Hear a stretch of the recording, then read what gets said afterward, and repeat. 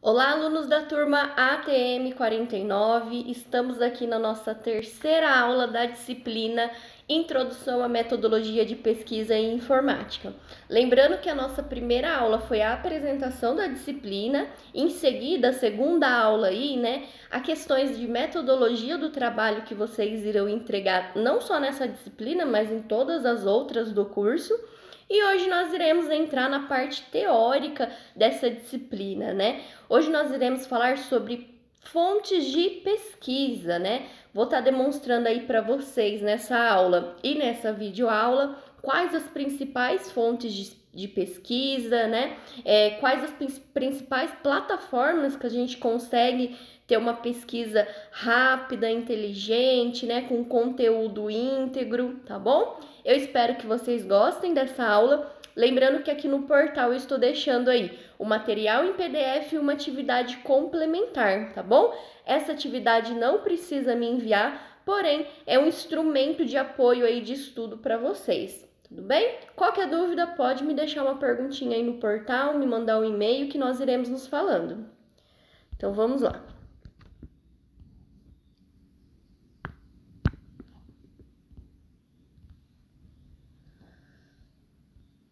Fonte de pesquisa é definido como lugar de buscas históricas ou complementares.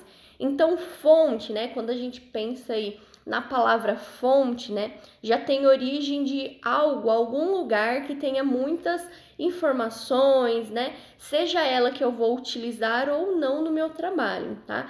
Diferente da referência bibliográfica, que referência bibliográfica eu só vou citar ela no meu trabalho se eu utilizá-las, As fontes não. As fontes eu posso ver inúmeras fontes, Posso entrar lá em 15 sites na internet, olhar 2 livros sobre o assunto, porém, no final, para a realização, a elaboração do meu trabalho, eu vou utilizar apenas 2 ou 3 fontes que sim eu tenho que citar como referência, tá? Fontes de pesquisa, como o próprio nome já diz, é o conjunto de materiais que você utilizará para embasar o seu projeto de pesquisa, ideia ou trabalho final. Então, como eu falei para vocês, é tudo aquilo de informação que a gente consegue captar, tá? Elas se diferem da referência bibliográfica porque as referências são apenas aquelas que você de fato consultou e utilizou, enquanto as fontes podem ser inúmeras e você pode ler de forma apenas consultiva e perceber que ela não necessariamente pode ser utilizada no seu referencial. Então, volto a dizer, eu posso olhar lá 5 sites, fontes de pesquisa, porém, desses 5, um filtro, eu imagino que 2 seja utilizado no meu trabalho.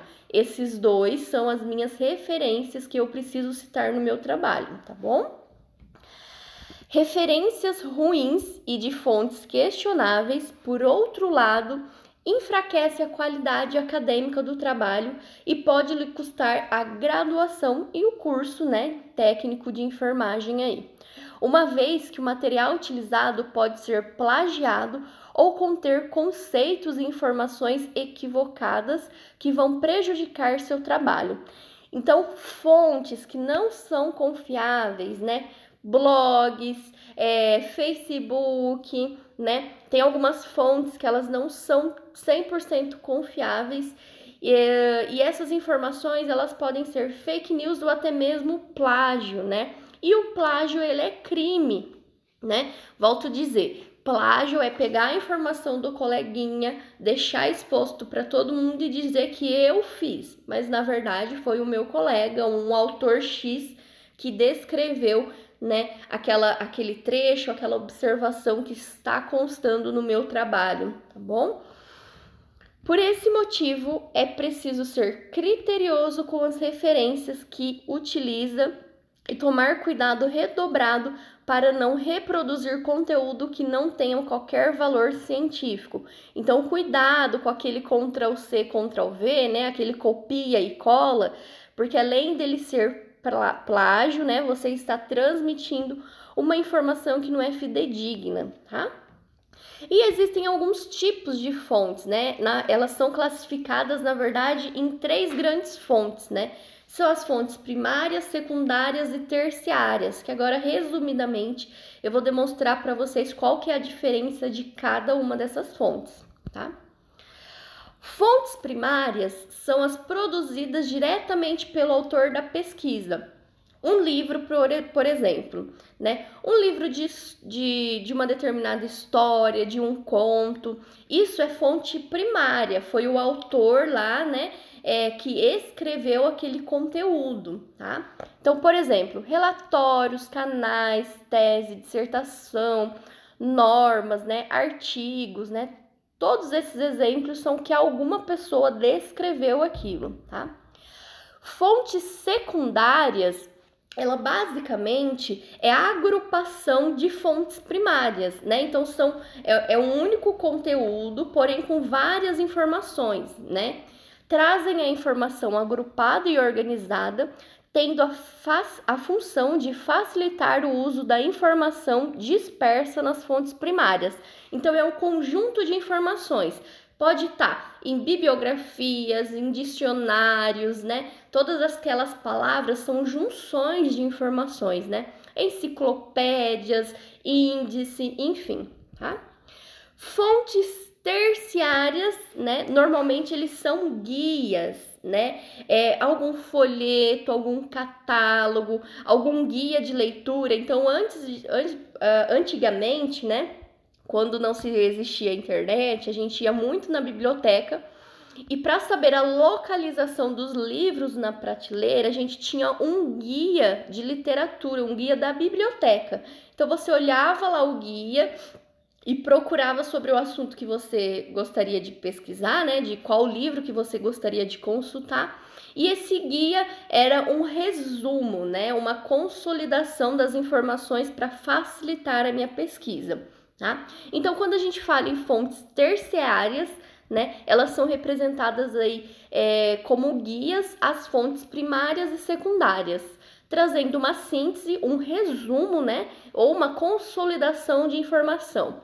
Exemplo: bibliografias de bibliografias, né, catálogos de biblioteca, centro de informação e livraria, diretórios, guias de literatura, revisões da literatura, enfim, tudo que é síntese, resumo, uma pesquisa fácil, a gente costuma dizer que é uma fonte de pesquisa terciária, tá? O saber o que buscar pode parecer confuso, mas há uma forma bem simples de fazer, que é estabelecendo ou delimitando as palavras-chave, né? Então, lá no modelo do nosso trabalho também, né, nós temos as palavras-chave. Então, quando eu vou consultar algum tema, eu já preciso ter em mente o que eu quero buscar nas minhas fontes de pesquisa. E para isso eu utilizo as palavras-chave. Então, suponhamos que eu queira falar aí de chuvas, né? Então, eu utilizaria lá como palavra-chave na minha fonte de pesquisa: chuva, tempestade, temporal. Eu poderia utilizar essas 3 palavras-chave para que a minha busca seja um pouco mais filtrada, uma forma mais simples, tá?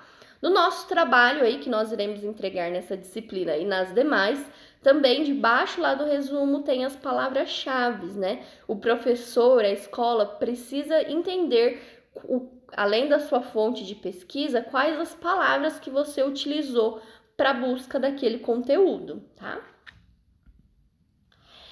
É com essa pesquisa que você encontrará inúmeras fontes. Por isso, deverá filtrá-las para entender quais possuem maior envolvimento com o seu tema e a sua área. Então, quando eu coloco lá chuva, temporal, tempestade, vai aparecer inúmeras notícias, artigo, né?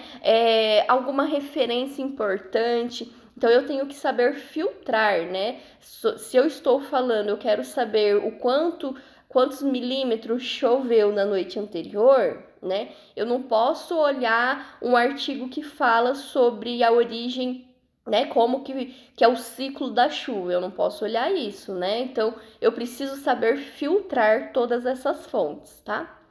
Utilizando ferramentas como o Google Acadêmico, por exemplo, você pode filtrar a busca por palavras desde logo, o que te poupará o trabalho de conferir depois.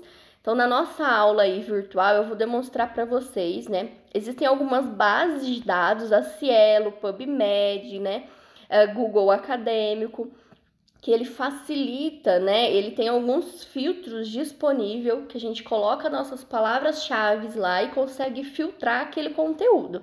Então, na nossa aula virtual, vou demonstrar para vocês como é que se faz essa busca inteligente, tá? As fontes confiáveis sempre citam outras fontes, o que permite fazer a busca da fonte específica. Então, se eu estou lendo um artigo científico, provavelmente quem escreveu aquele artigo vai citar alguma referência e eu posso ir lá, olhar a referência dela, né, pesquisar por aquela referência para ter maiores detalhes do tema que eu estou pesquisando. Cuidado com artigos da internet que falam muito sobre um assunto específico, mas não relacionam fontes, porque isso provavelmente é plágio, né? Então, se eu estou falando aí sobre a origem do Covid, não fui eu que descobri a origem do Covid. Alguém descobriu a origem do Covid, né? E se no meu trabalho, naquele trabalho que eu estiver pesquisando, não tiver referência, provavelmente aquele trabalho é plagiado, tá? Igualmente, para garantir que a sua pesquisa tenha credibilidade, você pode utilizar como fonte instituições de estudos recomendadas, centros de pesquisa e universidades ou grandes especialistas da área. Então, desde a busca em livros, internet, hoje em dia existem as bibliotecas virtuais, tá? O uso da internet facilita muito a pesquisa, mas em termos de confiabilidade, o bom e o velho livro também pode ser fonte de consulta.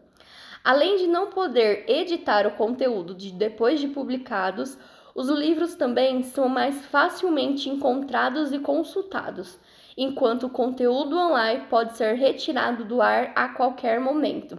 Então, o livro, quando foi lá na editora para publicação, ele já foi revisado inúmeras vezes por outros coautores, né? Então, quando ele vai para publicação, com certeza o conteúdo é confiável, tá? Já a internet, né, muitas vezes, se eu retiro aquela informação de um site não confiável, aquele conteúdo, além de poder ser alterado, né, ele não pode ser que não seja fidedigno àquele conteúdo que eu estou utilizando na minha pesquisa, tá? Fontes de pesquisa mais utilizadas. Eu citei aí as mais utilizadas, mas é claro que existem N outras, tá? Então, a gente começa aí com o bom e o velho livro, né? Que ele pode ser encontrado tanto no formato físico, nas bibliotecas, como em e-book, né? Hoje em dia existem vários livros, né? Até mesmo gratuitos, que nós conseguimos baixar pela internet. E aí, esse método é chamado como e-book, né? Eles são incrivelmente úteis na procura de outras fontes, já que oferecem uma lista de referência bastante extensa e, como a maioria dos livros, passa por um conselho editorial. A garantia da fonte é maior. Então, quando a gente pega o livro e lá nas últimas páginas vai ter N referências, né? Para realização, elaboração daquele livro foi utilizado outras referências, né? E tudo isso é citado no livro também, tá? Periódicos são revistas científicas, né? Então, lá no Google Acadêmico a gente vai encontrar muito, tanto artigo científico como periódicos, que são revistas, tá? Cada um tem as suas características específicas, mas a maioria oferece artigos científicos, resenhas e ensaios ou relatos de experiência a depender da área. A enfermagem, existem várias revistas, né? Tem uma em especial que é a Revista Brasileira de Enfermagem e tem uma também muito conhecida como a Revista Gaúcha de Enfermagem, né? Lá, nessas fontes de pesquisa, existem vários periódicos, artigos relacionados à área da saúde, tá? Artigos científicos também são exemplos de fontes de pesquisa, né? Geralmente ele integra um periódico, mas nem sempre. Então, às vezes ele pode estar relacionado com alguma revista científica, esse artigo, mas não necessariamente, tá? Tanto que muitos acadêmicos aí, né, de doutorado, mestrado, eles descrevem um artigo científico, um estudo, né, alguma tese, e eles podem inserir nesses periódicos, nessas revistas científicas, tá? A importância de utilizar artigos é que eles geralmente trazem assuntos mais atuais e novas abordagens acerca do tema. Então, os artigos, né, constantemente existem várias publicações e são os estudos mais recentes, seja ele uma busca explorativa, quantitativa, qualitativa, tá? Além disso, artigos são muito mais curtos que livros, o que facilita a leitura rápida para se aproximar do tema com mais facilidade. Canais de evento. Canais de eventos são documentos que compila todo o conteúdo gerado, debatido, produzido e apresentado em um evento sobre determinada temática. Ainda mais com essa questão de pandemia, surgiram vários tipos de congressos, né? E nesses congressos online, né, da área da saúde, tinha lá o campo, as questões de canais de evento, né, que determina a temática que será falada, produzida naquele evento, tá? Legislações, também posso utilizar, né, como fonte de pesquisa, legislação. Então, se eu estou falando lá no meu trabalho sobre violência da mulher, eu posso citar, né, algum artigo, algum parágrafo da legislação aí específica a esse assunto, tá? Também é importante lembrar que legislações são boas fontes de informação para diversos assuntos, como direitos básicos. Por exemplo, se você for produzir algum trabalho sobre a educação, poderá encontrar inúmeras leis e códigos que podem fornecer ótimas informações. Resenhas. Também existem várias resenhas aí disponíveis, né, na internet, que são basicamente o resumo de um livro, o resumo de um filme, né? Então existem vários tipos de resenhas disponíveis aí como fonte de pesquisa, tá? Resenhas são boas fontes de pesquisa para constar na bibliografia, mas pode ser muito úteis, especialmente em duas questões. A primeira delas é quando você leu uma obra e não compreendeu. Então, tem a opção de ler algumas resenhas para compreender melhor o assunto. A segunda é quando você está em dúvida sobre ler ou não a obra inteira, então as resenhas podem te dar pequenos spoilerzinhos, né, sobre o que você encontrará. Então, a resenha é o resumo daquele conteúdo, tudo bem? Pesquisas do IBGE, né? Também posso utilizar ele como fonte de pesquisa. Então, se eu estiver procurando algum dado numérico, né? Número de nascidos no Brasil no ano de 2020, número de óbitos, né, no Brasil em 2020. Então, eu posso entrar lá no site do Instituto Brasileiro de Geografia e Estatística e retirar aqueles dados numéricos por lá, tá? Esse instituto, ele é público, né, de administração federal brasileira e oferece boas pesquisas para coletas de dados em estudos que dependem desse tipo de fonte. Então, se eu preciso de coisas numéricas, né, em questões principalmente da área da saúde, eu consigo retirar lá no site do IBGE, tá bom? E agora, onde encontrar essas fontes de pesquisa? Eu já deixei específico aí nessa videoaula, né? Que como fonte de pesquisa a gente tem livro, periódicos, artigos, canais, legislações, né? resenhas. E onde é que eu encontro tudo isso, né? Existem alguns bancos de dados, né? Algumas bibliotecas virtuais que facilitam essa nossa busca de fontes, tá? Então, eu citei algumas delas aí, né? A primeira eu deixei aí as bibliotecas universitárias, né? Que muitas vezes esquecemos de utilizar as bibliotecas online de universidade.